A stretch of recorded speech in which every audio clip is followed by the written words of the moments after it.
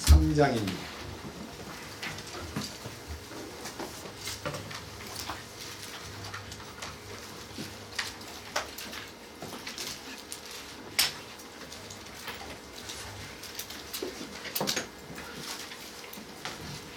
에베소서 3장 오늘도 14절에서부터 21절까지 말씀을 읽겠습니다. 이런 까닭에 내가 우리 주 예수 그리스도의 아버지 곧 하늘과 땅에 있는 온 가족에게 이름을 주신 분께 무릎을 꿇고 비노니 그분께서 자신의 영광의 풍성함에 따라 자신의 영을 통해 속사람이 능력으로 강건하게 됨을 너희에게 허락하시며 믿음을 통해 그리스도께서 너희 마음속에 거하게 하시고 또 너희가 사랑 안에서 뿌리를 내리고 터를 잡아 모든 성도들과 함께 너비와 길이와 깊이와 높이가 어떠함을 능히 깨닫고 지식을 뛰어넘는 그리스도의 사랑을 알아 하나님의 모든 충만하심으로 충만하게 되기를 구하노라. 이제 우리 안에서 일하는 권능에 따라 우리가 구하거나 생각하는 모든 것 이상으로 심히 넘치도록 능히 하실 분에게 곧 그분에게 영광이 그리스도 예수님을 통해 교회 안에서 모든 시대에 걸쳐 끝없는 세상까지 있기를 원하노라. 아멘. 같이 기도드리겠습니다. 주님, 오늘 또 이 에베소서 3장에 나와 있는 사도 바울이 성도들을 위해서 기도한 이 기도가 2000년 동안 살아있고 유효하다는 사실에 대하여 감사드립니다. 우리가 이 기도를 통해서 주님께서 응답하시고 직접 중보해 주신 성령님의 도우심으로 이 말씀이 우리에게 직접적으로 적용되고 우리에게 이 말씀이 성취됨을 감사드립니다. 오늘 또 이 말씀 안에 담겨있는 하늘에 속한 신비와 그리스도의 충만하심을 우리에게 보여주시고 우리가 그 사랑 가운데 참으로 주의 충만을 소유할 수 있도록 이끌어 주시옵소서. 함께 참석하여 말씀을 나누는 형제 자매님들 외에도 병고나 사정에 의해서 함께하지 못한 형제 자매들을 권고하시고 위로하시고 말씀으로 공급을 하여 주셔서 그들이 주님 앞에서 깊이 감사하고 찬양할 수 있도록 이끄시옵소서. 우리 주 예수 그리스도의 이름으로 감사하며 기도드렸습니다. 아멘.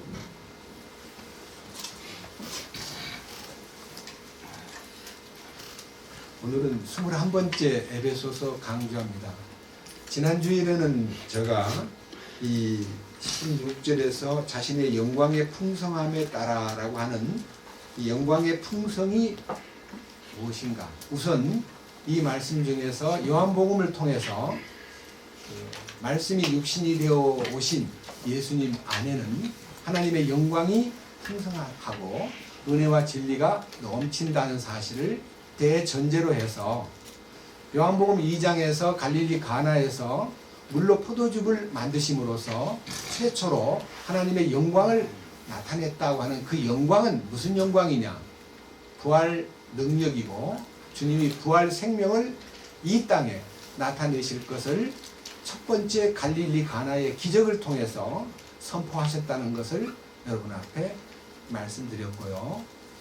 요한복음 11장에 나사로가 죽은 지 나흘 만에 주님께서 그 무덤을 열고 나사로를 살려냄으로써 나는 부활이요 생명이니라고 하신 주님의 부활 생명의 영광을 나사로를 통해서 나타내셨습니다.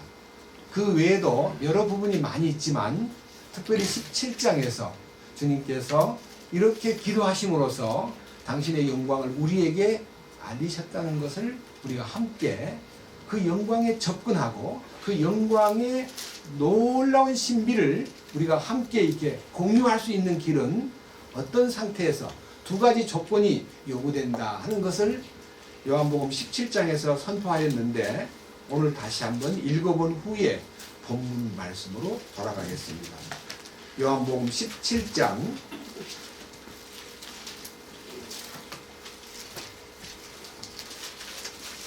20절 말씀부터 제가 읽겠습니다. 예수님께서 기도하신 기도 중에 모든 성도들을 위한 기도가 20절부터 나옵니다. 내가 이 사람들만을 위해 기도하지 아니하고 그들의 말로 인하여 나를 믿을 자들을 위해서도 기도하오니. 그러니까 나를 믿을 자들을 위해서라는 말은 아직 믿지 않는 자들도 포함되어 있다는 뜻입니다. 그 기도의 중심 속에는 21절, 이것은 그들이 다 하나가 되게 하려 함이니이다. 여기에 하나가 된다는 것은요, 우리 믿는 사람들끼리 하나가 된다는 거 아닙니다. 가만히 들어보십시오. 무슨 뜻인지. 이것은 그들이 다 하나가 되게 하려 함이니이다. 아버지요, 아버지께서 내 안에, 내가 아버지 안에 있는 것 같이 그들도 우리 안에서 하나가 되게 하사 아버지께서 나를 보내신 것을 세상이 믿게 하옵소서. 이 하나가 된다는 것은요, 예수님과 하나가 된다는 것입니다. 근데 우리가 어떻게 예수님하고 하나가 될 수 있습니까? 예수님은 너무 크신 분이고 우리는 정말 아무것도 아닌 이 미천한 존재가 어떻게 그분하고 하나가 될 수가 있단 말입니까? 그런데 그분께서 하나가 되는 길을 우리에게 열어놓으셨는데 그분의 죽으심 속에 우리를 불러들이고 그 죽음에 연합하여 십자가에서 하나 되게 하고 그 죽음에 하나 된 사람에게 부활의 능력으로 하나가 되게 하고 하나가 된 그들에게 영광스러운 승천까지 하나가 되게 하고 나중에 영원한 하나님의 약속과 상속유업의 공동 상속자가 되게 하는 축복까지 거기서 결정해 주셨다는 것입니다. 22절, 아버지께서 내게 주신 영광을 내가 그들에게 주었사오니 이것은 우리가 하나인 것 같이 그들도 하나가 되게 하려 함입니다. 여기서 말하는 영광은, 우리 주님의 영광은 우리가 성경의 여러 부분에서 그와 함께 영광을 받기 위하여 고난도 함께 받아야 된다는 이 고난이라는 것이 전제입니다. 우리는 고난이라는 것은 예수 믿고 힘들게 살아가는 거, 예수 믿고 핍박받는 거, 예수 믿고 여러 가지 물질 막 쪼들리는 거, 예수 믿고 막 시간에 쫓기는 거, 이거 고난 아닙니다. 그는 고난의 결과일 뿐이지 고난의 근원은 아닙니다. 고난의 근본은 주님의 죽으심이 고난당하심이었고 주님의 죽으심에 함께하는 것이 고난입니다. 그래서 우리는 주님의 고난에 동참함으로써라는 말은 십자가에 연합되는 것을 고난이라고 말하는 것입니다. 그 다음 23절, 내가 그들 안에 있고 아버지께서 내 안에 계시나니 이것은 그들이 하나 안에서 완전해지게 하려 함이며 하나 안에서만 완전해집니다. 우리 인간의 노력으로나 어떤 훈련으로나 어떤 교양을 쌓거나 미덕을 쌓아가지고 완전에 이르는 것이 아니라 우리 주님의 십자가의 하나됨을 통해서 나는 녹아버리고 주님의 신성한 생명이 내 안에 나타남으로써 비로소 주님이 우리에게 약속하신 완전히 허락된다는 것입니다. 이건 얼마나 놀라운 기적입니까? 이 일이 그들이 하나 안에서 완전해지게 하려 함이며 아버지께서 나를 보내신 것과 또 아버지께서 나를 사랑하신 것 같이 그들도 사랑하신 것을 세상이 알게 하려 함이니이다. 아버지여, 원하건대 아버지께서 내게 주신 자들도 내가 있는 곳에 나와 함께 있게 하사 아버지께서 세상의 창건 이전에 나를 사랑하셨으므로 친히 내게 주신 나의 영광을 그들이 보게 하옵소서. 그러니까 주님에게 하나님께서 부어주신 그 영광을 우리들도 보게 하여 주옵소서. 이 본다는 것은요, 너무 영광스러운 것입니다. 그래서 이 영광스러운 하나님의 풍성함을 대전제로 해서 오늘은 더 구체적으로 심도 있게 주님이 허락하신 참된 사랑에 대해서 말씀을 올리겠습니다. 본문 에베소서 3장 다시 갑니다. 17절,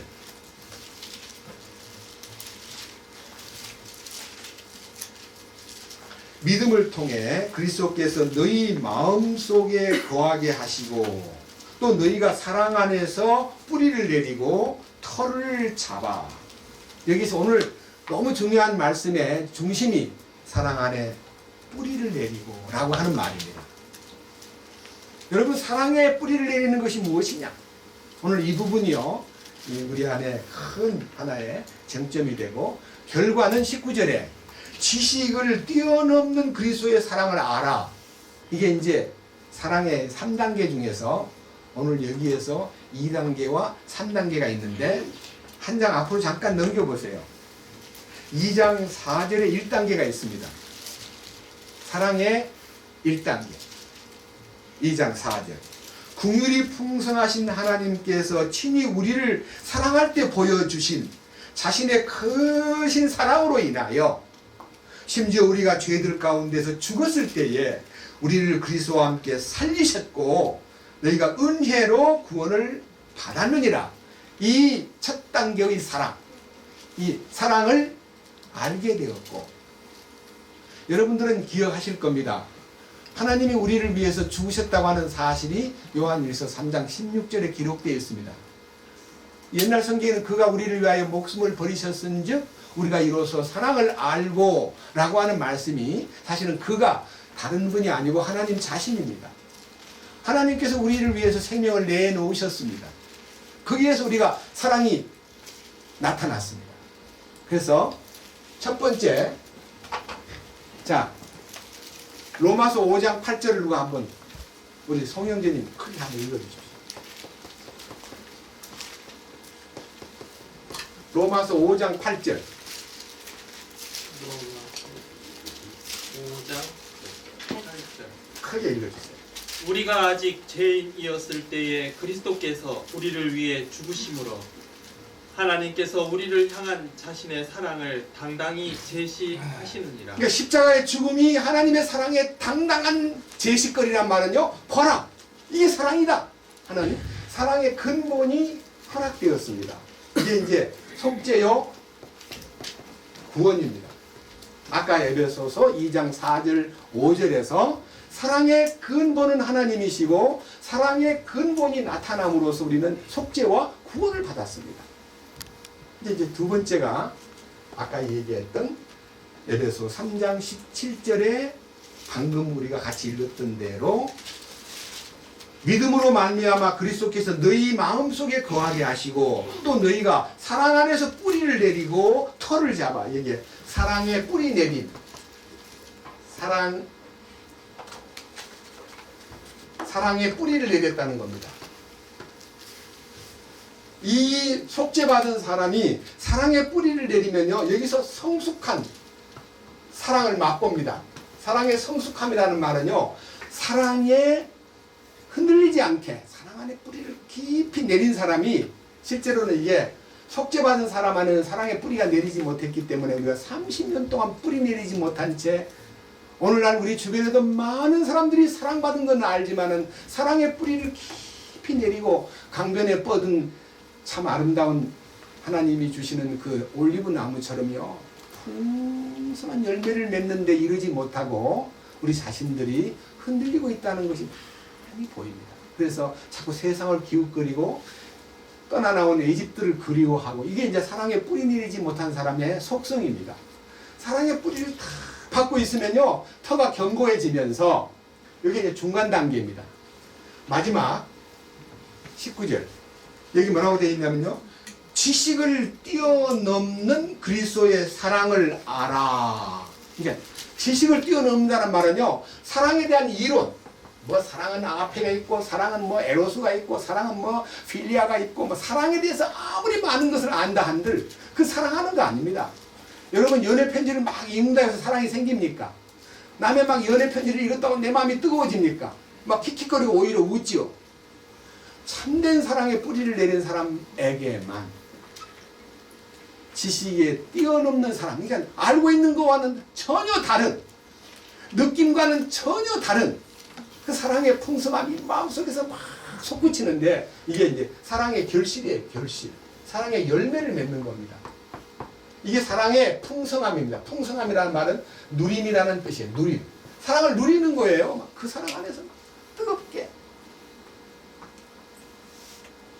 저도 오늘 아침에 제가 찬송가를 필요로 해서 여러분 앞에 찬송가 같이 부릅시다라고 제창한 246장에 보면요.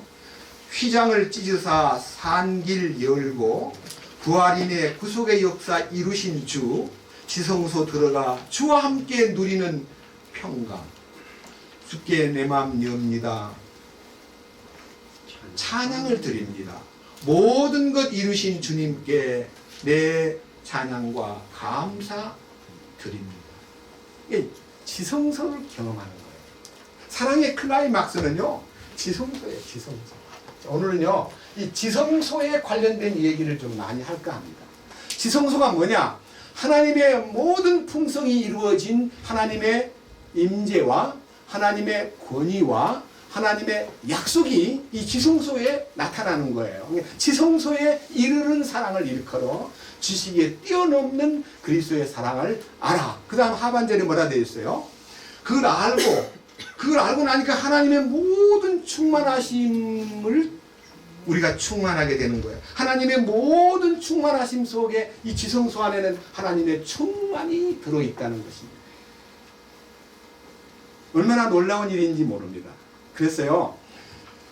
이건 기도지만요, 우리에게 나타나야 될 하나님의 약속이 어떤 방법으로 나타나느냐 하는 것이 오늘 사랑의 근본은 구원받을 때 피 흘리신 주님의 죽으심을 통해서 우리가 배웠고, 사랑의 뿌리 내리는 것은요, 사실은 부활 능력, 이 혼생명이 처리돼 가지고 부활 능력 안에 딱 붙잡히면요, 그때부터 이제 역동적인 믿음, 다시 말하면 막 주님이 내 안에서 막 살아계심을 느끼는, 내주하시고 내가 주님 안에 있다는 것을 알고 주님이 내 안에 계신다는 걸 알고 마음이 막 뜨거워지면서 그 다음에 사랑이 세상에서 막 볼 수 있는, 야, 이렇게 놀라운 사랑을 내가 모르고 많은 세월을 보냈구나, 주님 참 부끄럽습니다 하면서 그 지성소에 들어간 사랑에 대한 것을 느끼게 됩니다. 이 지성소의 사랑이라는 것에 대해서 잠깐 언급을 하고 넘어가겠습니다. 자, 문제는요, 지성소의 구성 여러 가지 물건들이 있는데요, 지성소 속에는 첫째, 휘장이라는 것에 앞에 문이 있고, 두 번째, 하나님의 그 지성소의 뚜껑은요, 여기에 궁유의 자리라고 하는 말이, 옛날 개혁 성경에는요, 속죄소라고 되어 있고, 또 다른 말로, 중국 말로는 시, 은, 좌, 은혜를 베푸는 자리라는 뜻입니다. 근데 이게 은혜 베푸는 자리가 아니고요, 진짜 긍휼을 얻는 자리예요. 긍휼. 예? 이 긍휼이라는 것은요, 정말 그 하나님의 놀라운 이 존재를 긍휼히 여겨달라고. 내 존재, 죄를 막 괴로워하는 게 아니고 이 존재를 괴로워하면서, 주님 나는 긍휼을 원합니다, 나는 아무것도 아닙니다 라고 고백할 때에 나타내시는 자리입니다. 이게 이제 긍휼을 비는 자리는요, 혼의 정란한 자아를 알았을 때 느끼는 주님 앞에 아주 애통하는 마음이 긍휼을 구하는 마음입니다. 그런데 그 밑에 속에 뚜껑을 열면요, 돌판, 십계명 돌판 2개가 들어 있습니다. 그 다음 네 번째는 항아리 안에 만나를 담아놓은 특별한 금 항아리에 숨겨놓은 만나가 있고, 마지막 5번째는 아론의 쌍난 지팡이가 있습니다. 이 5가지가 지성소에 있는 건데 설명을 다 못하고요, 우선요, 이 돌판 2개 속에 십계명 돌판이 이렇게 2개가 있는데, 이 돌판 2개는 하나는 1부터 2, 3, 4까지 있고요, 하나는 6부터 7, 8, 9, 10이 있는데, 요 첫 번째 이 돌판에는 인간이 하나님께 어떻게 해야 되느냐, 하나님을 어떻게 사랑할 수 있겠느냐, 이 하나님을 사랑하는 데 대한 계명이 들어있고, 두 번째는 내 이웃을 내 몸처럼 사랑해야 된다. 이거는 이제 대인, 사람을 어떻게 사랑해야 되는가, 이 두 가지가요, 돌판 2개는 전 성경을 축소해 놓은 것이고, 돌판 2개 속에 들어있는 모든 것은 하나는 하나님을 사랑하고 하나는 사람을 사랑하라고 하신 모든 구약 성경의 말씀과 대언에 대한 축소가 이 돌판 두 개 속에 들어있는 겁니다. 마태복음 22장 37절부터 한번 봅시다. 마태복음 22장.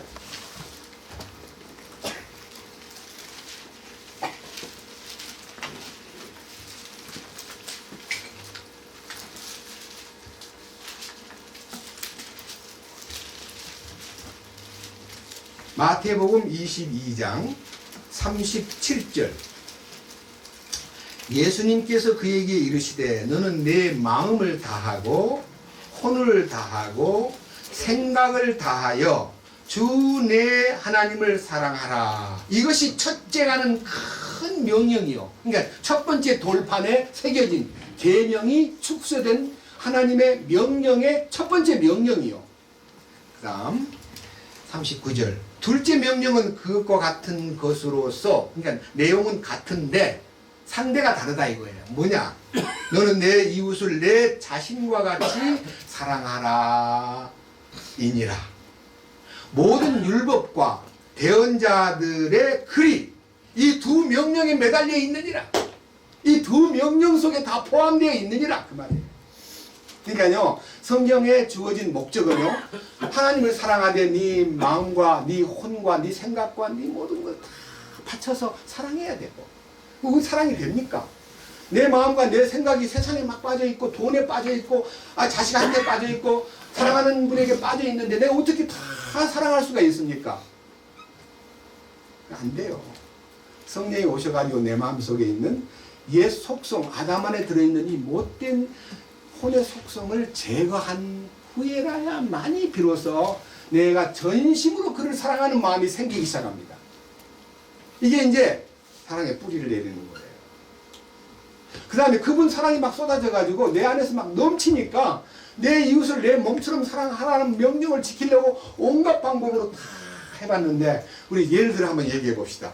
권 목사님이 부친 되시는 분이 거지가 오면은 막 거지를 막 옷을 입혀주고 막 담요를 내주고 막 제일 좋은 옷을 주고, 때로는 데려다가 막 그 몸에 막 이가 발 끓는 사람을 방에 재워주고, 그러다 이제 간 후에는 막 방에 막 이가 막 끓고, 이렇게 하고 있는 모습을 어릴 때부터 지켜본 그분이 목회자가 된 후에 정말 이웃을 사랑하는 마음으로 정말 아버지처럼 해보려 그러니까 누가 반대하냐면 사모님이 야단을 치는 거예요. 어떻게 당신은 지금 우리 애들도 먹을 것이 없는데 다 퍼져버리고, 아니 당신 옷 어떻게 그 다 내주냐고 옷을. 그러니까 목사님이 가만히 나중에 가서 옷을 뒤져보니까 좋은 옷은 남겨두고 별로 안 좋은 옷을 줬더라는 거예요. 그래서 내 몸같이 사랑하는 게 아니야. 나는 좋은 건 남겨두고 내가 안 입을 거 좀 입다가 좀 약간 좀 이제 좀 그만 입어야겠다는 것만 줬지, 다 내 속에 제일 좋은 걸 주지 않았더라 이거예요. 그러니까 그게 뭐냐? 위선자라. 나는 위선자. 거기서 회개하다가 이제 어떤 복음의 진수를 맛보시는 그 간증을 하셨는데, 여러분들이 내 이웃을 내 자신처럼 사랑할 수가 있습니까? 솔직히 안 됩디다라고 말해야 정직한 사람이지, 난 그거 한다고 했습니다, 노력 중에 있습니다, 그러면요 다 거짓된 거예요. 이게 지성소에 들어가야만 이게 이루어지는 거예요. 주님의 사랑이 쏟아져 가지고 지식에 뛰어넘는 그리스도의 사랑이 내 안에 나타났을 때, 너희가 성령을 통해 진리에 순종함으로 너희 혼을 깨끗하게 하여 그 다음에 거짓이 없이 형제를 사랑하기에 이르렀으니 마음으로 뜨겁게 피차 사랑하라. 베드로전서 1장 22절의 말씀이 내 안에 이루어지는 것입니다. 그것이 바로 약속된 돌판 두 개에 숨어있는 신비입니다. 그 다음에 이제 아론의 쌍난 집회는 부활 능력을 말하고, 감추인 만나는 주님이 그 이후에 말씀이 열린다는 거예요. 말씀이. 성경 전하는 사람만 말씀을 열어가지고 막 베푸는 게 아니고, 여러분들도 말씀을 깊이 주님 안으로 들어가면요 말씀이 막 열리는 거예요. 그 말씀 열리는 모습을 지금 우리 교제 가운데서도 지금 자꾸 보고 있습니다. 우리 카톡을 통해서 말씀 열린 간증들이 나오는데 깜짝 놀랄 표현들이 있습니다. 놀랍다. 주님께서 그에게 말씀을 열어주시는 거야. 이게 이제 감추어진 만나를 이기는 자에게 준다. 이기는 자는 지성소에 체험을 한 사람만 이기는 자입니다.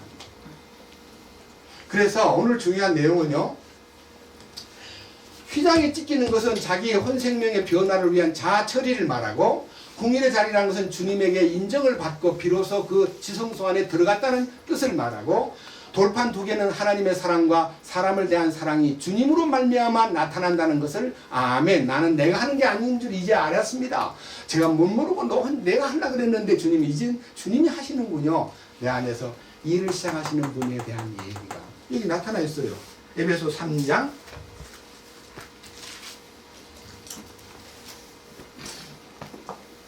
20절. 이게 우리 안에서 일하는 권능에 따라, 우리 안에서 누가 일하냐면 주님이 일하시잖아요. 우리가 구하거나 생각하는 모든 것 이상으로 힘이 넘치도록 능히 하실 분. 그러니까 내가 하는 게 아니고 주님이 막 내 잔이 넘치나이다, 내 힘으로 하는 게 아니니까. 그래서 주님 자기 이름을 위하여 나를 의의 길로 인도하신다는 것을 알고 나니까, 야, 신앙생활의 부담은 내가 지는 게 아니라 주님이 내 대신 짐을 다 져주시는구나. 감사합니다. 그렇게 되는 거예요. 그게 지성소의 사랑이에요. 그런데 오늘 여기에서 이건 서론입니다. 여기에서 너무 놀라운 얘기를, 오늘 이 핵심이 3장 18절입니다. 3장 18절 같이 한번 큰 목소리로 에베소서 3장 18절을 같이 읽겠습니다. 같이 봅시다. 모든 성도들과 함께 너비와 길이와 깊이와 높이가 어떠함을 능히 깨닫고, 여기에요. 나 혼자 하는 거 아니에요. 성도들과 함께.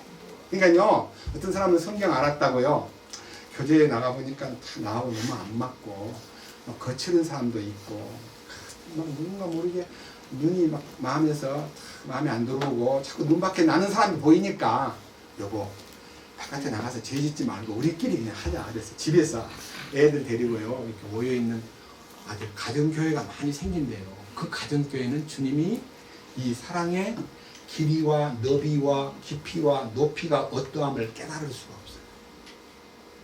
자, 사랑의 제일 먼저 뭐라 그랬어요? 사랑의 너비예요, 너비. 너비란 말은 옛날 말로는 넓이를 얘기하고요, 우리말로 쉽게 말하면요, 폭을 얘기해요. 폭은 범위. 하나님의 사랑의 너비가 얼마나 넓으냐 하는 것은요, 무한한 거예요, 무한. 우리가요, 이렇게 줄을 그어놓으면요, 이렇게 줄 하나 그어놓으면 여기가 1차원이에요. 여기 1차원. 말하요, 시간이에요, 시간. 우리가 현재라는 시간에 있지만 시간은 자꾸 달리고 있고요, 시간은 지나갔어요. 그러니까 우리는 시간 속에 살고 있기 때문에 제한을 받아요. 시간의 제한을 받는 요 상태를 1차원이라 그래요. 그 다음 이렇게 양쪽을 딱 막았어요. 이렇게 딱 한계를 지었어요. 이게 공간이에요. 다시 말하면 선에다가 줄을 그으면 X대와 Y대가 형성되는데, 요 범위를 일컬어서 공간 범위라 그래요. 요게 2차원이에요. 요건 1차원이에요.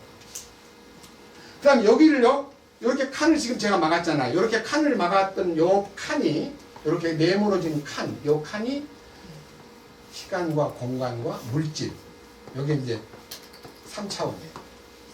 근데 이 성경에 나타나 있는 차원은 세상에서 보이는 시간과 공간과 물질의 개념이 아니고요, 시간도 초월하고 공간도 초월하고 물질도 초월한 것이 주님이 말씀하신 무한한 사랑. 예, 사랑의 너비와 길이와 높이가 하는 것은요, 우리가 성경에서 말하는 지성소의 사랑의 너비와 길이와 높이와 하면 요게요, 정육면체가 나와요. 요게 정육면체예요. 요게 지금 요 전체 시간과 공간과 물질을 뛰어넘는 구성 요건이 요게 4차원이에요. 봅시다. 열왕기상 6장. 열왕기상 6장입니다. 구약 성경 열왕기상 6장.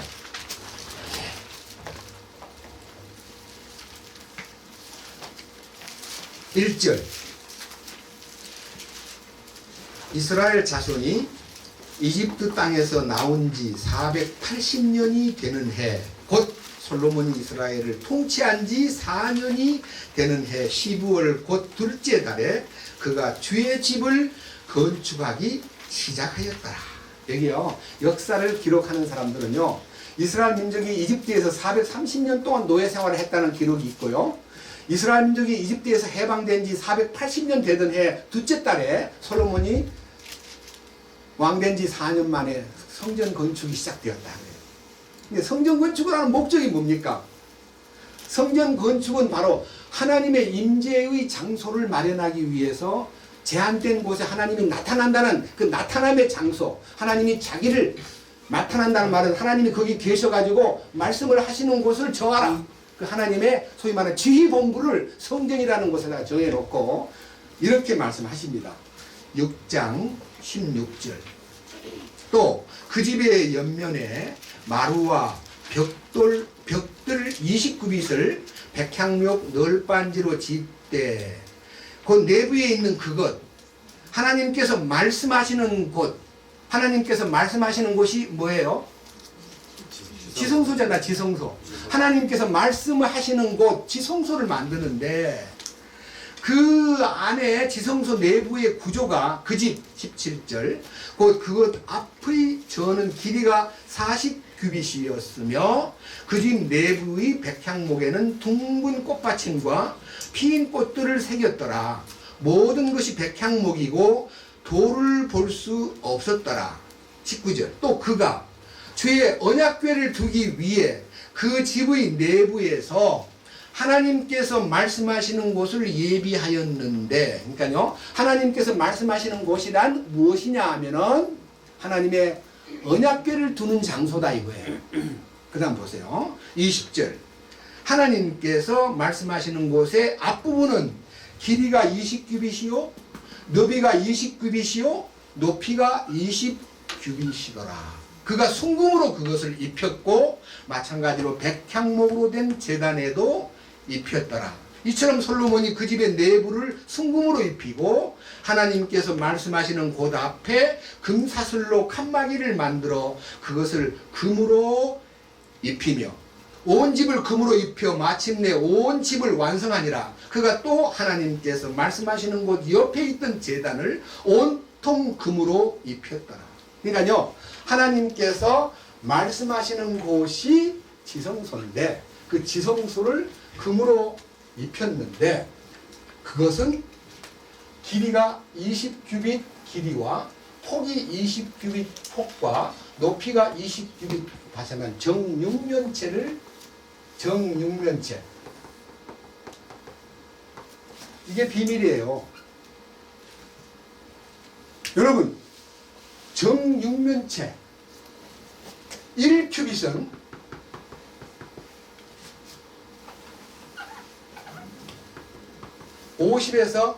약 50에서 45cm까지 42cm까지가 대부분 1규빗이에요.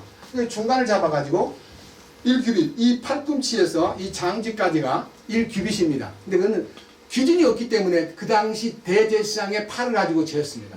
대부분 평균 45cm입니다. 그러니까 요거 20규빗은요 9m예요. 9m 맞죠? 예? 9m의 정육면체를 만들었는데 이거 하나 특징을 여러분 가져보십시오. 이것을 이해하기 위해서는요 이 지성소가 진화된다는 말은 지성소는 작은 하나님의 언약궤를 갖다 놓고 말씀하시는 곳으로 정해진 장소지만 지성소와 똑같은 규격으로 하나님이 만들어 놓은 영광스러운 새 예루살렘은 하나님의 영광스러운 지성소. 우리가 거기로 이사를 갑니다. 그 지성소로. 이 하나님의 지성소가 하늘에 열리는데 요한계시록 21장을 봅시다. 요한계시록 21장.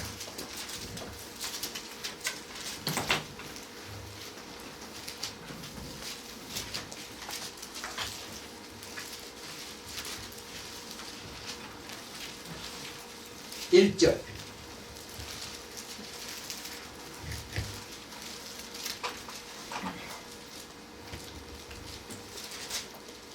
내가 새 하늘과 새 땅을 보았으니 이는 처음 하늘과 처음 땅이 사라졌고 바다도 다시는 있지 아니하였기 때문이더라. 나 요한이 보매 거룩한 도시 새 예루살렘이 신부가 자기 남편을 위하여 단장한 것 같이 예비한 채 하늘에서 하나님으로부터 내려오더라. 내가 하늘에서 나는 큰 음성을 들으니 이르되 보라, 하나님의 성막이 사람들과 함께 있고 그분께서 그들과 함께 거하시리라. 그들은 그분의 백성이 되고 하나님께서 친히 그들과 함께 계셔서 그들이 하나님이 되시리라. 또 하나님께서 그들의 눈에서 모든 눈물을 씻어주시리라. 다시는 사망이 없고 슬픔도 울부짖음도 없으며 또 아픔도 다시는 없으리니 이전 것들이 지나갔기 때문이라 하더라. 왕좌에 앉으신 분께서 이르시되 보라, 내가 모든 것을 새롭게 하노라. 자, 여기에서 주의할 점은요, 사람들에 의해서 만들어진 집이 아니고요, 하나님이 만들어 가지고 세상에 내려보내는데, 이 세상은 우리가 보이는 이 세상 지구로 내려보내는 게 아니고 처음 땅과 처음 하늘은, 이 우주는 사라져버리고 하나님이 만드신 새하늘과 새 땅이 도시로 나타나는데, 이 도시는요, 이 도시는 10절 영안에서 나를 데리고 크고 높은 산에 이르러 하늘에서 하나님으로부터 내려오는 저 큰 도시 곧 거룩한 예루살렘을 내게 보여주었는데 그 도시에는 하나님의 영광이 있더라. 그것의 빛은 지극히 귀중한 보석 같고 벽옥 같으며 수정같이 막더라. 그런데 이 말은요, 완전히 투명체입니다.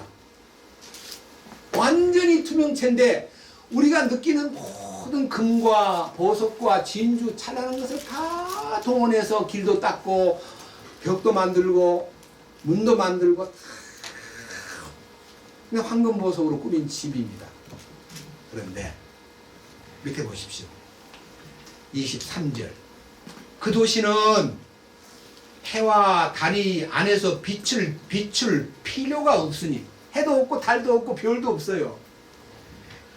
이는 하나님의 영광이 그 도시를 밝혀주었고 어린 양께서 그 도시의 광채이시기 때문이라. 구원받은 자들의 민족들이 그 도시의 빛 가운데에서 다니겠고 땅의 왕들이 자기들의 영광과 존귀를 가지고 그것으로 들어가리라. 거기는 밤이 없을 터이므로 낮에 그 도시의 문들을 결코 닫지 아니하리라. 그들이 그 민족들의 영광과 존귀를 가지고 그곳으로 들어가리라. 이 천연왕국이 끝나니까요, 모든 왕권을 가지고요, 주님의 그 영광스러운 새 예루살렘으로 이주를 하는데, 그곳에 가면 햇빛도 필요 없고 달빛도 필요 없고 아무것도, 밤이 없어요. 그런데요, 그 도시의 특징을요, 제가 읽으면서 깜짝 놀랐습니다.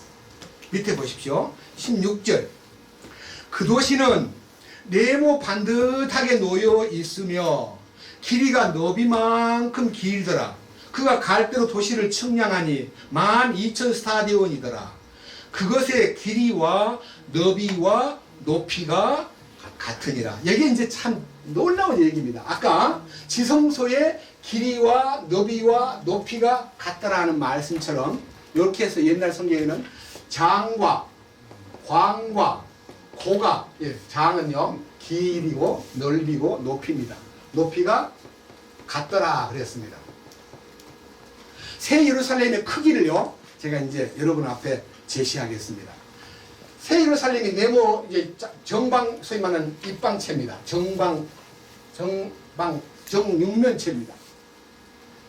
이 길이가 12,000스타디온, 폭이 12,000스타디온, 높이가 12,000스타디온 그랬습니다. 이 12,000이라는 숫쪽에는 하나님의 신비가 다 들어있습니다. 이 12,000의 정확한 숫자는요, 3과 4가 더하면 7이 되고 3과 4를 곱하면 12가 됩니다. 이 3과 4가 더해진 7이라는 숫자는 이 땅의 완전 숫자입니다. 7교회, 7천사, 7나팔, 7대접, 7 무슨 재앙, 7년 환란 전부 다 이 땅에서 나타나는 완전 숫자입니다. 그러나 3과 4가 곱해진 숫자는 하늘에 속한 뭐 12진주문, 12제자, 12지파, 12보좌, 24보좌 전부가 다 12과 관계가 있습니다. 이것은요 하나님의 신성을 나타내는 숫자입니다. 예? 하나님의 신성을 나타내는 숫자에다가 10의 3승 10 곱하기 10 곱하기 10이 1000 맞죠? 이게 뭔 말이냐? 하나님이 이 인간 속에는 모든 조직이 열이에요. 열. 여기 보세요. 손가락도 열. 발가락은 6개예요, 7개예요. 10개. 발가락도 10개다. 이 말이 뭔 말이냐면요. 인간이 지어진 것에 조직적인 모든 하나님 만드신 도구가 다 5로 돼. 이게 조직적인 완전 숫자입니다. 조직. 그래서 모세도 5경이고요. 광야에서 5병이 5개 떡 가지고 5,000명을 먹여 전부가 다 5자가 들어가는 숫자는 조직적인 숫자입니다. 자, 그런데요. 이 극한수, 이 두 개가 합하면 완전수인데요. 땅의 완전수입니다. 그것이 3번 곱해진 것은요. 하나님의 신성과 보태지면요. 이게 1000이 되는데 하나님의 이 숫자는 사실 우리가 그냥 글자로 한번 제가 이제 이거 얼마만큼 큰가 한번 재보겠습니다. 제가요. 이걸 여러 번 노트를 해가면서 이제 적었는데요. 제가 해놓은 노트를 한번 보겠습니다. 자, 12,000 곱하기 12,000 하면 이게 넓이가 나와요. 그런데 12,000 곱하기 12,000 곱하기 12,000 하면 이건 뭐예요? 이건 부피야, 부피. 그죠? 전 내부가 나타나요. 그런데요, 이 지상에는 어떤 것을 측량해도 장광만 재지 높이를 재지 못해요. 하늘까지 우리가 소유권을 다 갖고 있는 것처럼 하지만요, 하늘은 누리지를 못해요. 우리가 땅에 붙어 있기 때문에. 흙이 있는 곳에 사는 사람은 넓이 속에서만 살지 절대로 영광스러운 12,000 스타디온의 공중을 우리가 지배할 수가 없어요. 근데 우리 주님은 부활하신 후에 시간을 초월하신 분으로, 공간을 초월하신 분으로, 물질을 초월하신 분으로 보는 데서 막 올라가요. 그 말은 뭔 말인가 하니 하늘을 마음껏 움직이시는 분이에요. 여러분 성경에 있는 뒤에 사진에 보면요, 1스타디온은 약 200m입니다. 요거를요 환산해가지고 키로로 환산하니까 12,000 곱하기 200은요 2,400km예요. 2,400km. 2,400km. 이거를 만약 넓이만 따진다면, 땅의 평수만 따진다면은 제가 수학적으로 계산해 보니까 576만 평방킬로미터예요. 요 넓이만. 자, 오늘 조금 이해하세요. 수학 공부 좀 하는데. 2,400을 2,400 가로 세로 합하면 넓이만 나오는데 그 넓이가 576만 평방킬로미터예요. 이게 얼마나 크냐는 걸 이해하려고 그러면요. 남북한 넓이가 22만 평방킬로미터예요. 우리 남한은 10만 킬로미터예요. 10만 평방킬로미터. 저 북쪽은 12만 평방킬로미터예요. 예? 자, 그러면 대한민국이 10만 킬로미터라고 생각하면 남쪽만, 북쪽까지 다 합하면 수학 계산이 어려우니까. 그러면 576만 평방킬로미터라 그러면 이 10만 킬로미터하고 이거 조절하면 우리 이 소위 말하는 새 예루살렘의 넓이가 얼마나 되겠습니까? 네? 57배밖에 안 된다니까. 아이고 57배 너무 작다. 그래서 제가요 이게 너무 작기 때문에 백과사전을 뒤졌습니다. 거기 가서요 백과사전에 보니까요 지구 평수가 나왔습니다. 제가요 지구의 넓이를 계산한다고 이제 해놓은 백과사전을 뒤지니까요 재밌습니다. 오늘 공부 좀 하세요. 지구의 넓이가요 수학적 계산으로 하면요 4 곱하기 파이 r 자승은 그러면 이제 반지름, 지구의 반지름이 6,370m고요 70km고 요거 6,370을 곱하고 3.14를 곱하고 4를 곱하면 얼마가 나오냐면요 지구의 넓이가 5억 1,000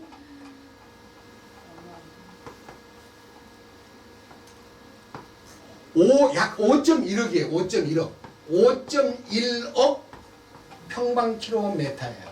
지구 넓이가 바다하고 다 합해가지고 육지하고. 근데 또 계산해 보니까 여러분 육지와 바다의 비율을 아시죠? 딱 잘라 4451을 자르면요 육지는 29%고요 바다는 71%예요. 요거를요 5억 천하고 나누니까 지구의 소위 평수가 1억 4,800만 평방킬로미터고 바다의 넓이가 3억 6,200만 평방킬로미터예요. 이거까지는 몰라도 됩니다. 자, 근데 문제는 이 지구의 총 평수가 아니고 넓이가 5억 1,000 평방킬로미터입니다. 평방킬로미터. 그런데 아까 우리가 정해가지고 우리 땅으로 알고 있는 새 예루살렘이 576만 밖에 안 되면 뭐 지구의 뭐 10분의 1밖에 안 되네. 아니, 그죠? 100분의 1밖에 안 되죠. 아, 이거 말이 안 돼. 이거 뭐야? 하고 제가요, 이렇게 좁은 데서 어떻게 새 예루살렘에 들어갈 인구가 상당히 많을 텐데, 이거 왜 이렇게 작아? 그랬는데, 장과 광과 고를 다 재야되는 거예요. 그래서 2400 곱하기 2400 곱하기 2400을 딱 해가지고, 이게 부피예요. 왜냐? 땅이 없고, 공간이 전부 다 하나님의 언약궤를 넣은 지성소가 하나님의 범위듯이요. 이 새 예루살렘의 범위가 요 세 개를 딱 곱하니까 뭐가 나오냐면요. 138억 2,400만 입방 킬로미터. 138억 2,400만 입방 3자가 붙어요. 입방 킬로미터. 왜 그러냐? 땅에 사는 사람은 땅밖에 밟지 않지만요. 하늘에 속한 사람은 온 천지가 다 우리 공간에 이제 하나님의 그 영역 속에 있기 때문에 이 초월의 영역이니까요. 엄청난 영역에서 우리가 마음껏 때로는 하늘을 날기도 하고 뭐 2,400km 무슨 무중력 상태에 올라가면 뭐 대기권 바깥으로 그것도 없어요. 하나님의 완전하심 속에서 이 우리가 생각하는 이 태양계나 우주의 개념으로 보면 안 되고 초월적 개념으로 봐야 그렇구나 하고 이해를 하게 돼요. 이해하시겠죠? 이것만 합시다. 너무 많이 하면 또 머리가 아프니까. 그렇다면 제가 말하고 싶은 건 뭐냐? 하나님의 새 예루살렘은 불가해의 지역이지만요. 우리가 이렇게 나타나 있는 하나님의 실제를 완벽하게 다루는 곳에는요. 이 우주 가운데 역사 이래로 하나님의 사랑의 넓이 그러면 범위인데요. 온 인류가 포함됩니다. 온 인류 아담부터 이 역사가 끝날 때까지 온 인류가 하나님의 사랑을 받을 수 있다는 뜻입니다. 그 다음에 길이, 넓이와 길이 영원 무궁토론입니다. 그 다음에 깊이 측량할 수 없는 깊이입니다. 이제 문제는 높이예요. 제가 이 높이를 놓고요 기도를 했습니다. 왜냐하면 장광고만 필요하지 그 다음 그 하나님이 갖고 있는 그 위대하신 높이는요 제가 따로 이제 성경을 보면서 너비와 길이와 깊이와 높이가 높이는 별도구나 그걸 딱 알게 됐어요. 높이라는 단어를요 성경을 찾아서 이렇게 보니까요 우선 에베소서로 돌아갑니다. 에베소서 무슨 높이인지 한번 보겠습니다. 에베소서 우선 오늘은 이 높이를 이해하기 위해서 우선 성경을 바로 옆에 4장을 보겠습니다.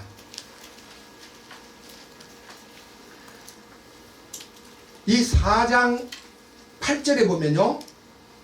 그러므로 그분께서 이르시기를 그분께서 높은 곳으로 올라가실 때에 포로로 잡힌 자들을 포로로 이끄시고 사람들에게 선물을 주셨도다 하시느니라. 여기서 높은 곳이라는 단어를 표시를 해주세요. 높은 곳.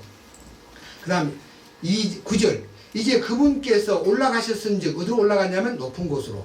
그것은 곧 그분께서 또한 먼저 땅의 가장 낮은 부분들로 내려가신 것이 아니면 무엇이냐. 이 세상에서 가장 낮은 부분은 음부, 지옥입니다. 주님이 지옥까지 내려가셨다가 높은 곳으로 올라가셨습니다. 그 다음 10절 내려가신 그분께서 또한 모든 하늘들보다 훨씬 위로 올라가신 바로 그분이시니, 이제 하늘들보다 훨씬 위로 올라가셨다는 말은요, 하늘은 삼층천이 있습니다. 대기권 지구의 하늘이 있고 우주의 하늘이 있고 하나님 계시는 셋째 하늘이 있는데, 그 영광스러운 셋째 하늘로 올라가신 그분께서, 그 다음 바로 그분이, 이것은 그분께서 모든 것을 충만하게 하려 하심이라. 그분의 충만을 우리에게 알게 하시기 위해서 높은 곳으로 올라가셨다 그러는데, 그 높은 곳이 우리가 측정할 수 없는 곳이지만요, 성경에 몇 군데 높은 곳이 나타나 있습니다. 예언이 있고 성취가 있는데, 우선 예언을 시편 68편에서 그 높은 곳을 한번 보겠습니다. 시편 68편.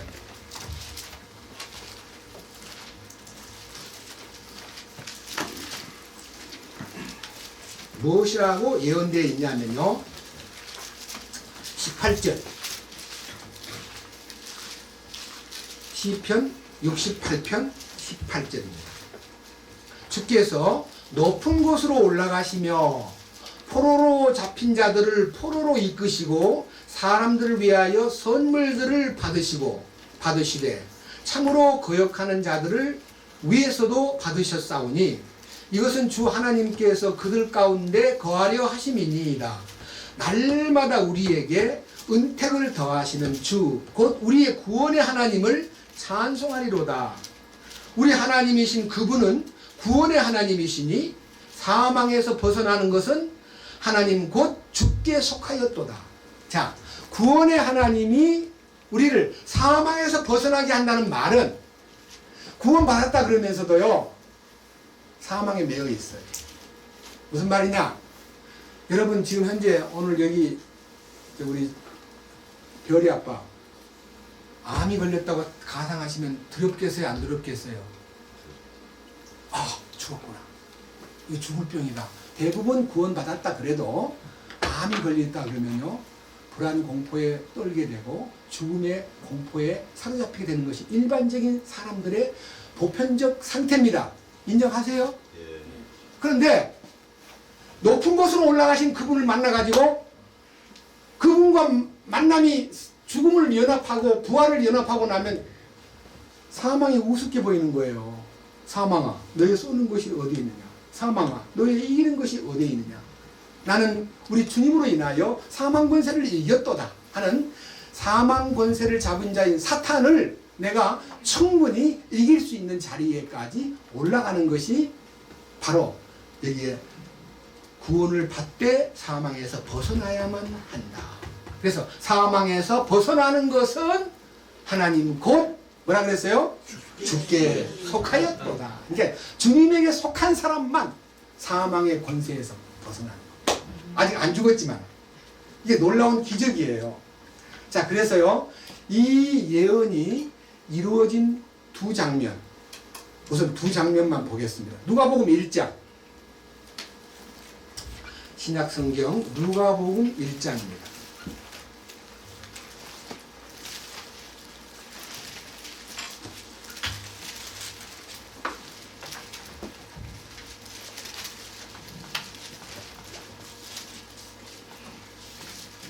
(74절) 또한 우리 원수들의 손에서 우리를 건져내사 우리가 평생토록 자신 앞에서 거룩함과 의로움으로 두려움이 없이 자신을 섬기도록 허락하려 하심이라.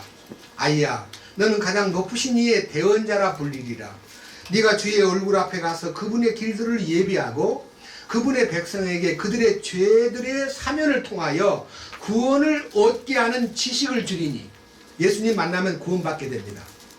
78절, 이것은 우리 하나님의 친절한 긍휼로 말미암은 것이라. 이로써 동트는 해가 높은 곳으로부터 우리를 찾아와.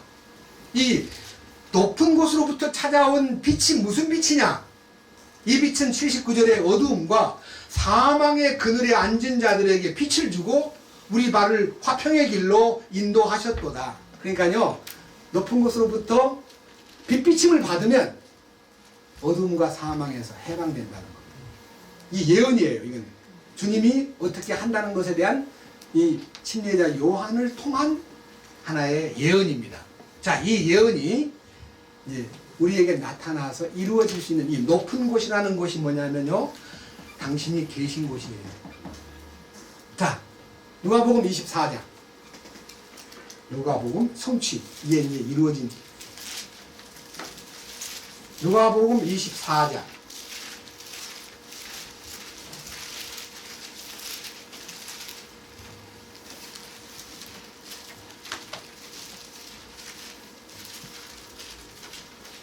(44절) 주님 부활하신 후에 나타나신 그 말씀입니다. 44절 또 그분께서 그들에게 이르시되 내가 여전히 너희와 함께 있었을 때에 너희에게 말한 말들 곧 모세의 율법과 대언자들의 글과 시편에 나에 관하여 기록된 모든 것이 반드시 성취되어야 하리라 한 말들이 이것들이라 하시고 그때 그들의 지각을 이어서 그들이 성경 기록들을 깨닫게 하시며 또 그들에게 이르시되 이같이 기록되었은즉 이같이 그리스도가 고난을 받고 셋째 날 죽은 자들로부터 일어나는 것이 마땅하며 또 회개와 죄들의 사면이 그의 이름으로 예루살렘에서 시작하여 모든 민족들 가운데 선포되어야 하리니 보라 너희는 이 일들의 증인이라. 보라 내가 내 아버지의 약속하신 것을 너희에게 보내려니와 너희는 어디로부터? 높은 곳으로부터 오는 권능을 입을 때까지 예루살렘 시에 머물라 하시니라. 이 높은 곳이 뭐냐면요, 주님이 성령을 보내주시기 위해서 준비된 장소입니다. 네? 이 높은 곳에서부터 성령이 오순절날 임함으로써 그들이 권능을 받고 그들이 비겁한 베드로도 변하고 의심 많던 도마도 변하고 벌벌 떨던 제자들도 변하고 그리고 강팍하고 못되게 행동하던 사울도 바울이 되고 다 변화를 입는 거예요. 그 변화를 입은 사람들은 높은 곳으로부터 능력을 권능을 입은 거예요. 네? 이 높은 곳이 바로 우리 주님께서 우리를 완전히 끌어올리는 장소입니다. 우리를 끌어올린다는 말이 뭔 말입니까? 우리를 높은 곳으로 끌어올리는 거예요. 그래서 이 영광스러운 주님의 높으심이 헬라어로는 힙소스라고 되어 있어요. 힙소스. 제가 그 힙소스를 계속 찾아보니까요, 막 너무너무 놀라운 얘기가 나와 있는 거예요. 그게 뭐냐? 주님의 위대하심과 높으심을 설명하기 위해서 이게 생긴 단어예요. 네? 주님의 높고 위대하심이 그 높으심 속에 다 들어있는 거예요.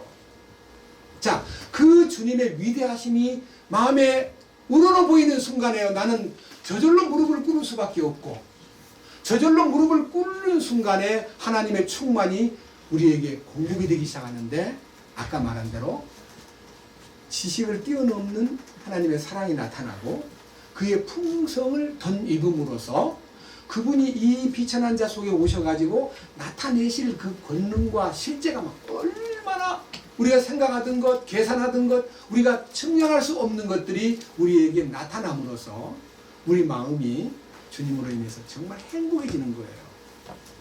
다시 본문 보십시다. 에베소서 3장.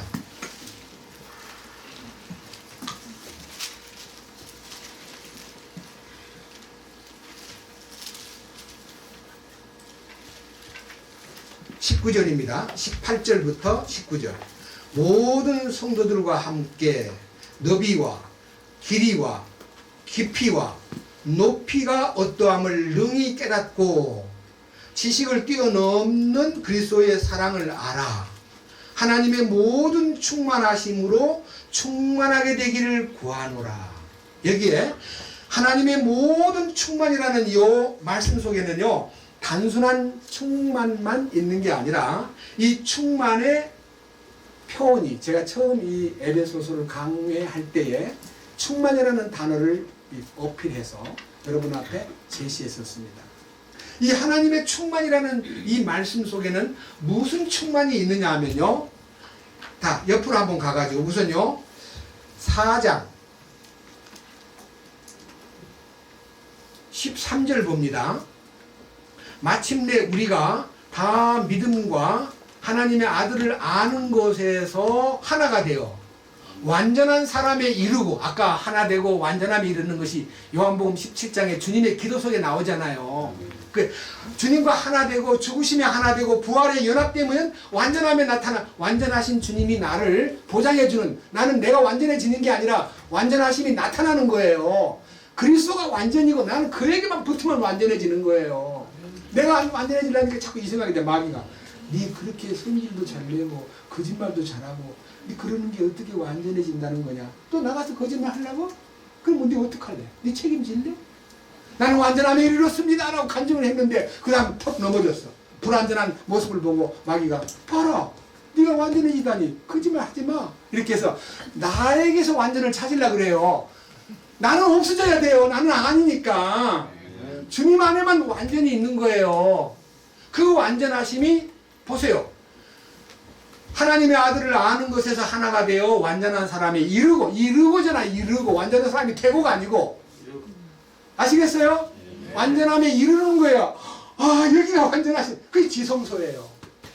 아, 주님이 다 준비해 놨구나.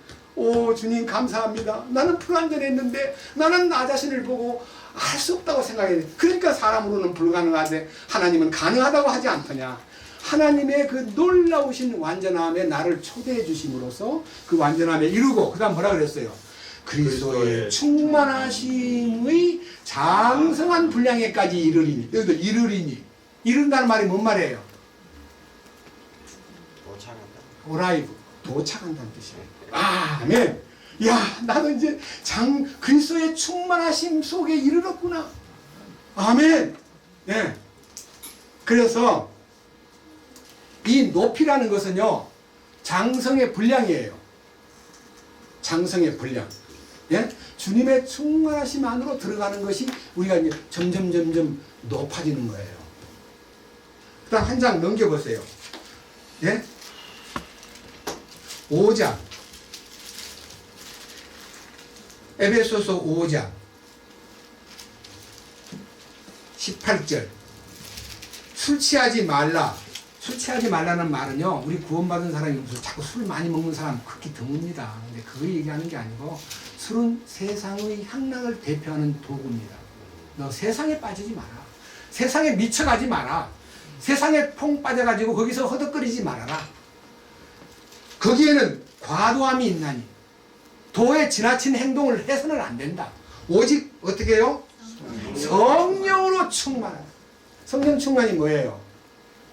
이 지성소 안에는 주님이 말씀하고 계시기 때문에요, 거기만 가면요, 말씀하시는 그곳에 내가 눈을 돌리고 말씀하시는 거기에 내 마음이 딱 쏠리기 때문에, 말씀하시는 곳에 가 있으면요, 이 두 가지가 겸비돼야 돼. 두 가지가 우리 마음속에 말씀하시는 곳에 갔으니까 우리가 두 가지 마음의 소원과 행동이 따라야 돼요.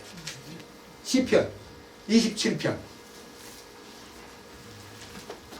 시편 27편.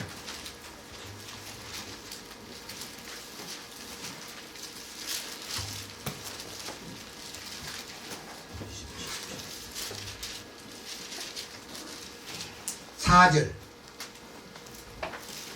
같이 보겠습니다. 우리가 어떻게 이 말씀을 그냥 혼자 모으기가 아깝습니다. 같이요.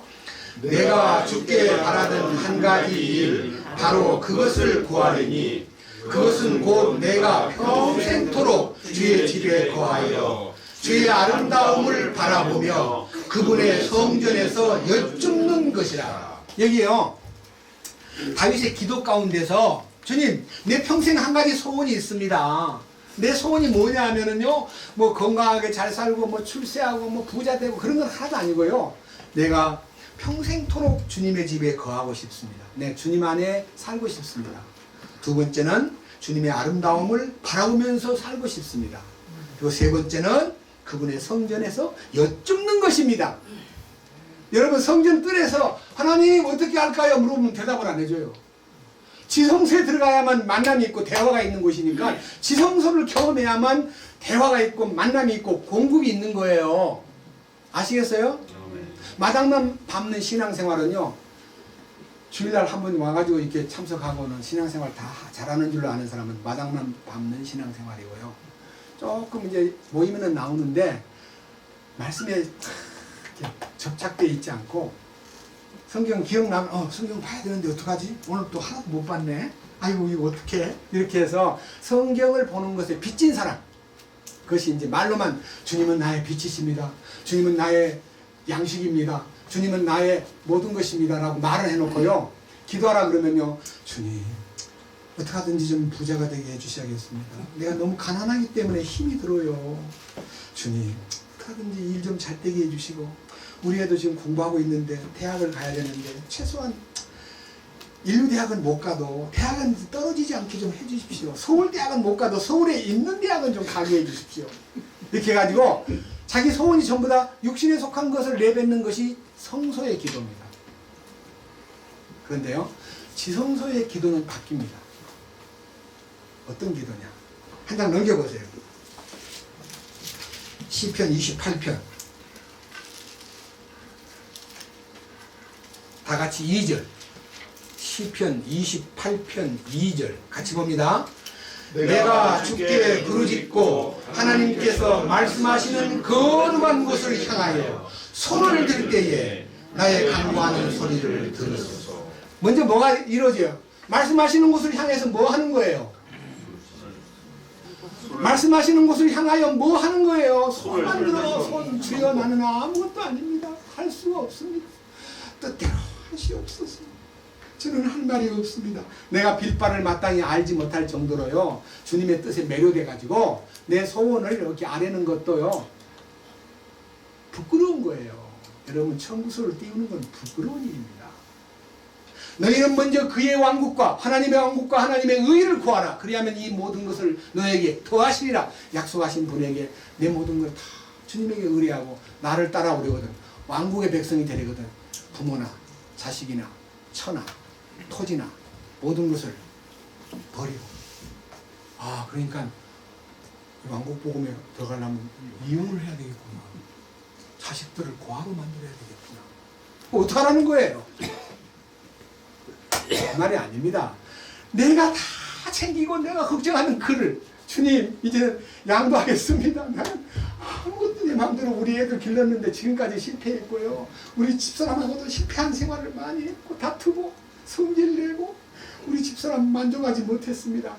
주님, 주님에게 다 나의 아내, 나의 자식, 나의 모든 것 다 맡깁니다.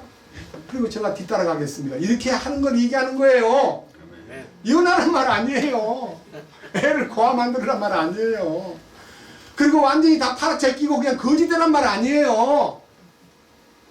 오해하지 마세요. 주님 무슨 욕심 덩어리입니까? 내놔. 그래야만 되지. 왕국을 위해서 자식도 내놓고 집도 내놓고 땅도 내놓고 네 와이프도 내놓고. 그런 하나님 아닙니다. 하나님 다 데리고 와가지고 뭐 하려고 그래요. 책임을 위임하라는 겁니다. 정권을 위임하라는 겁니다. 이게 성경적인 해석이에요. 지성소의 그 깊은 은밀한 그 교제 속에서 새 예루살렘이 지성소의 완전한 성취입니다.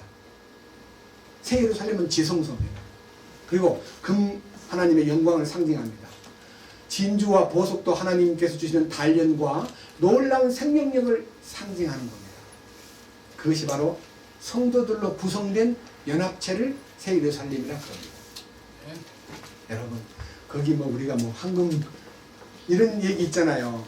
이제 어떤 사람이 죽을 때 하나님이 마치 이건 꾸민 얘기입니다. 하나님이 야, 너 왜 그런 걸 들고 왔어? 그러니까 땅다 다 놓고 왔는데요. 요거 하나만큼은 갖고 하나님 앞에 가서 좀 바치고 싶어요. 그동안 못 바쳐서 해서 뭘 들었냐고 펴보니까 금괴를 들고 와가지고 하나님 이것만큼은 제가 하늘나라에 갖고 가고 싶습니다. 그래서 의의가 없어가지고 그렇게 하라 그래 했는데 친구가 가가지고 베드로와 다른 분들이 환영하며 들어오라 그러는데 그 들고 있는 게 뭐예요? 그러니까 이거 하나님께 허락받아가지고 갖고 온 금덩어리입니다.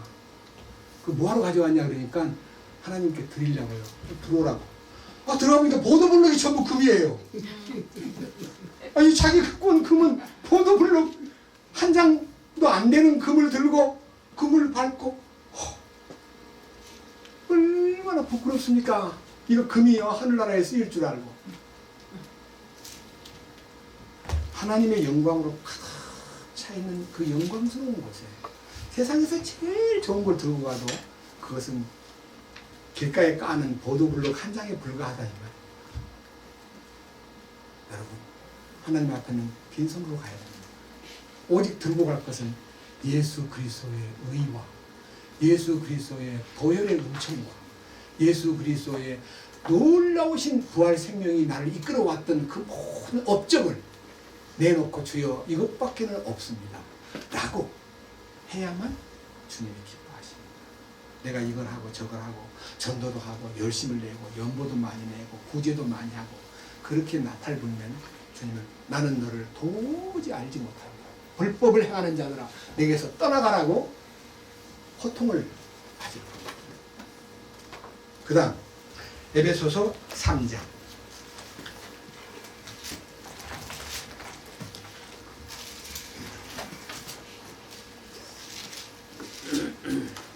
20절 이제 우리 안에서 일하는 권능에 따라 우리가 구하거나 생각하는 모든 것 이상으로 힘이 넘치도록 능히 행하실 분에게 곧 그분에게 영광이 그리스도 예수님을 통해 교회 안에서와 모든 시대에 걸쳐 끝없는 세상까지 있기를 원하노라. 아멘. 이 바울 사도의 기도가요 오늘 우리 현장에도 그대로 이루어지고 있고 우리들 개개인에게도 나타나고 있다는 것이 얼마나 놀라운 얘기입니까? 2000년 전에 그 에베소 교회에 보낸 편지가 어떻게 오늘 우리 시대까지도 아멘이 되고 이 말씀이 내게 생생하게 다가오고 어떻게 이 말씀이 지금 나에게도 이해가 되고 내게도 이것이 해당이 되고 적용이 되다니 주님 감사합니다. 영광을 받으시옵소서. 이렇게 마음에 벅찬 기도가 나오는 성경 말씀입니다. 여기에 미치지 못하는 분도 계십니다. 그러나 하나님의 약속은 완전히 이루어져 있습니다.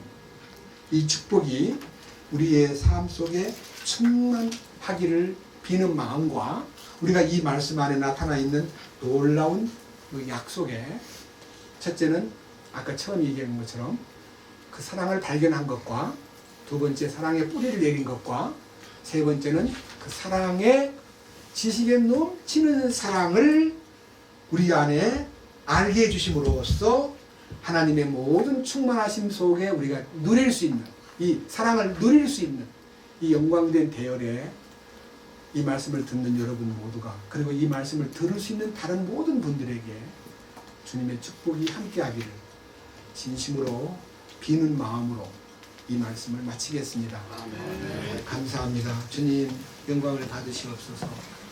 오늘 허락하신 이 축복의 비밀은 그 길이와 넓이와 그 높이가 지성소의 신비를 설명하는 것이요 높으신 주님의 그 위대하심이 우리에게 나타남으로써 우리가 사랑을 아는 것으로 끝나지 않고 사랑의 뿌리를 받고 또 사랑을 마음껏 누리되 지식에 뛰어넘는 사랑을 우리 삶 속에서 누릴 수 있게 해주시고 주님 뵙는 그날까지 영광의 풍성을 우리 속에 소유하고 주님이 능력으로 역사하시고 우리 가운데 행하신다는 사실을 우리가 참으로 믿고 의지할 때 얼마나 놀라운 이 끝없는 비밀이 이 교제 가운데 허락되었고 이 말씀을 듣는 모든 심령들이 주 예수 그리스도로 충만되게 하시옵소서. 오 주여 우리는 주님 안에서 하나 되고 완전함에 이르는 길이 우리의 노력과 우리의 정성과 우리의 어떠함에 있는 줄 알고 많은 세월을 허비했습니다. 이제 오직 주님 안에만 완전히 있고 주님 안에만 거룩이 있고 주님 안에만 온전함이 있다는 것을 말씀을 통해서 알았습니다.